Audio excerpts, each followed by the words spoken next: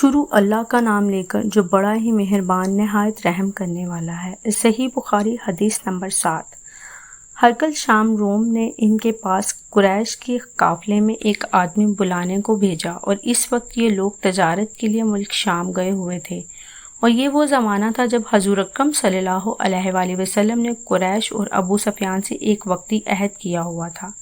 ابو سفیان اور دوسرے لوگ ہرقل کے پاس ایلیا پہنچے، جہاں ہرقل نے دربار طلب کیا تھا۔ اس کے گرد و روم کے بڑے بڑے لوگ، علماء، وزراء، امراء بیٹھے ہوئے تھے۔ ہرقل نے ان کو اور اپنے ترجمان کو بلوایا، پھر ان سے پوچھا کہ تم میں سے کون شخص مدعی رسالت کا زیادہ قریبی عزیز ہے؟ ابو سفیان کہتے ہیں کہ میں بول اٹھا کہ میں اس کا سب سے زیادہ قریبی رشتہ دار ہوں۔ یہ سن کر ہرقل نے حکم دیا، اس کو ابو سفیان کو میرے قریب لا کر بٹھاؤ اور اس کے ساتھیوں کو اس کی پیٹھ کے پیچھے بٹھا دو۔ پھر اپنے ترجمان سے کہا کہ ان لوگوں سے کہہ دو کہ میں ابو سفیان سے اس شخص کے یعنی محمد صلی اللہ علیہ وآلہ وسلم کے حالات پوچھتا ہوں۔ اگر یہ مجھ سے کسی بات میں جھوٹ بول دے تو تم اس کا جھوٹ ظاہر کر دینا۔ ابو سفیان کا قول ہے کہ اللہ کی قسم اگر مجھے یہ غیرت نہ آتی کہ یہ لوگ مجھ کو جھٹلائیں گے تو میں آپ صلی اللہ علیہ وآلہ وسلم کی نسبت ضرور غلط گوئی سے کام لیتا۔ خیر، پہلی بات جو ہرقل نے مجھ سے پوچھی وہ یہ ہے کہ اس شخص کا خاندان تم لوگوں میں کیسا ہے؟ میں نے کہا وہ تو بڑے اونچے عالی نسب والے ہیں۔ کہنے لگا اس سے پہلے بھی کسی نے تم لوگوں میں ایسی بات کہی تھی؟ میں نے کہا نہیں۔ کہنے لگا اچھا اس کے بڑوں میں کوئی بادشاہ ہوا ہے؟ میں نے کہا نہیں۔ پھر اس نے کہا بڑے لوگوں نے اس کی پیروی اختیار کی ہے یا کمزوروں نے؟ میں نے کہا کمزوروں۔ پھر کہنے لگا اس کے تابع دار روز بڑھتے جاتے ہیں یا کوئی ساتھی پھر بھی جاتا ہے؟ میں نے کہا نہیں۔ کہنے لگا کیا اپنے اس دعویٰ نبوت سے پہلے کبھی کسی بھی موقع پر اس نے جھوٹ بولا ہے؟ میں نے کہا نہیں، اور اب ہماری اس سے صلح کی ایک مقررہ مدت ٹھہری ہوئی ہے، معلوم نہیں وہ اس میں کیا کرنے والا ہے۔ ابو سفیان کہتے ہیں میں اس بات کے سوا کوئی اور جھوٹ اس گفتگو میں شامل نہ کر سکا۔ ہرقل نے کہا کیا تمہاری اس سے کبھی لڑائی بھی ہوتی ہے؟ میں نے کہا ہاں۔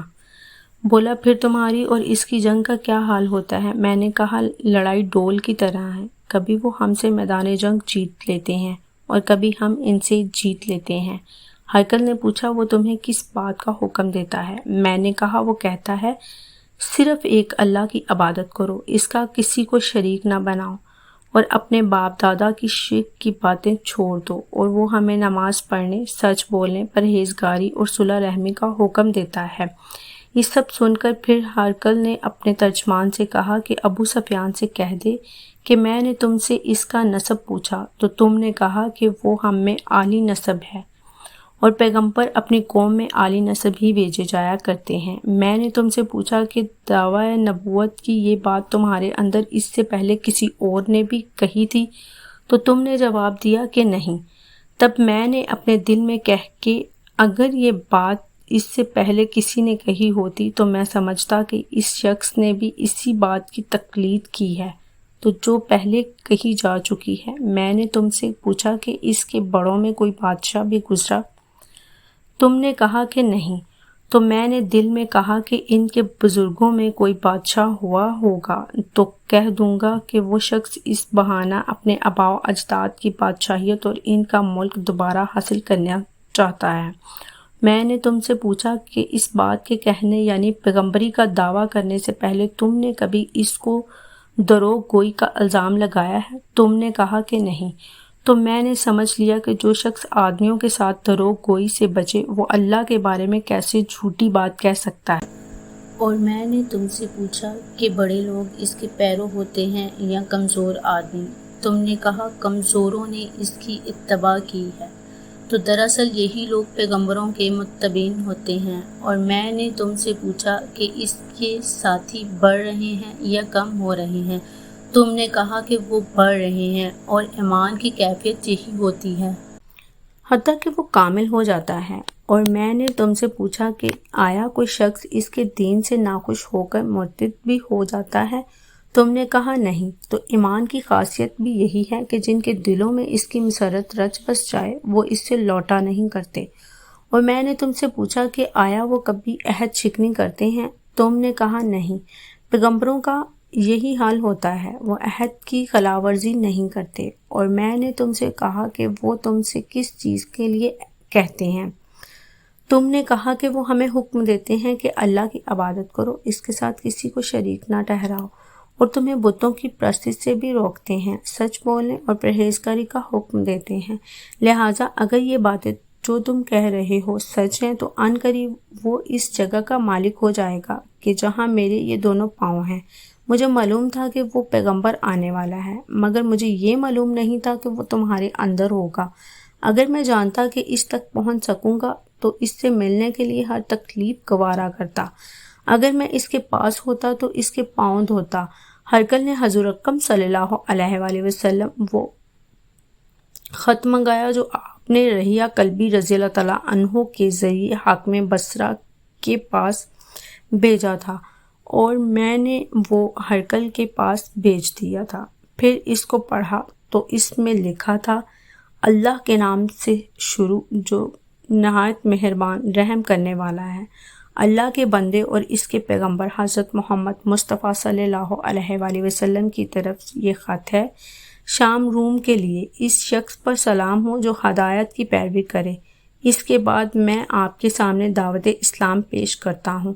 اگر آپ اسلام لے آئیں گے تو اس دنیا اور دین میں سلامتی نصیب ہوگی، اللہ آپ کو دوہرا ثواب دے گا، اور اگر آپ میری دعوت سے روگردانی کریں گے تو آپ کی رعایا کا گناہ بھی آپ پر ہی ہوگا۔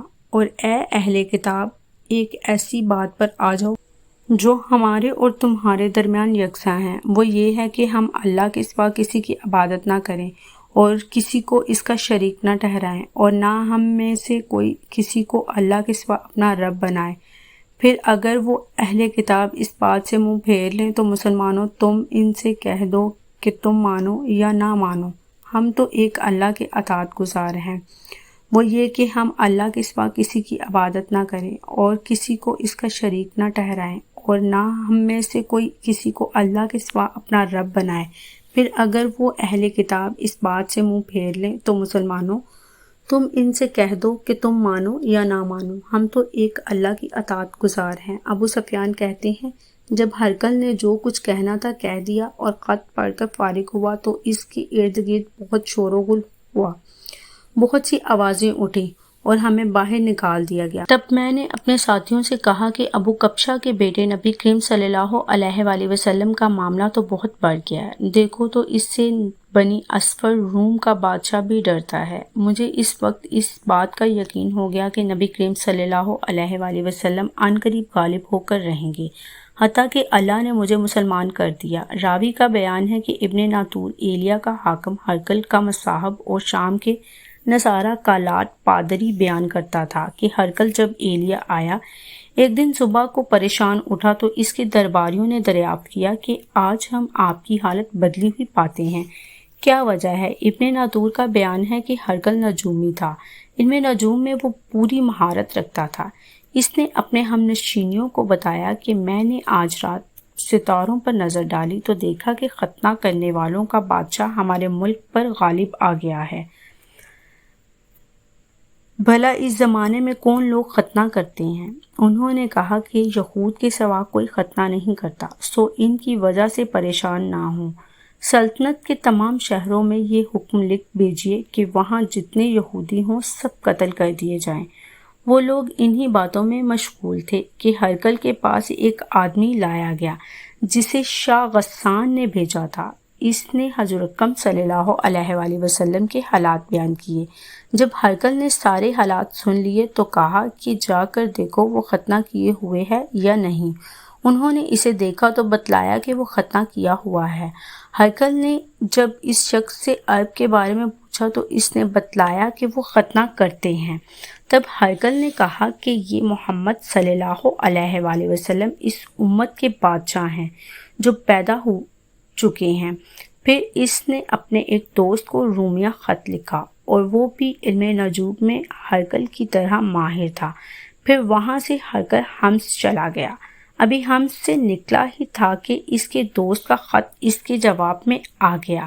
اس کی رائے بھی نبی کریم صلی اللہ علیہ وآلہ وسلم کے ظہور کے بارے میں ہرکل کے موافق تھی کہ محمد صلی اللہ علیہ وآلہ وسلم واقعی پیغمبر ہیں۔ اس کے بعد ہرکل نے روم کے بڑے آدمیوں کو اپنے حمص کے محل میں طلب کیا اور اس کے حکم سے محل کے دروازے بند کرائے گئے۔